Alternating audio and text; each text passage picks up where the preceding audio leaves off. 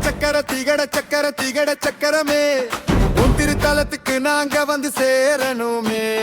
வருகிறோம் வருகிறோம் வருகிறோம் தரிசனம் காண வருகிறோம்.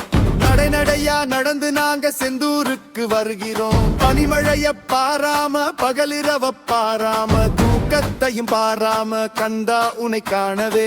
கால்கடுக்க நடந்து நாங்க வருகிறோம். மன்னிக்கணும் கந்தனே புகார் ஒன்னு தருகிறோம். கால்வலிக்க நடந்த பக்தர் வரிசையிலே நிற்கிறார். காரில் வந்து இறங்கியவர் சன்னதியில் அமர்கிறார்.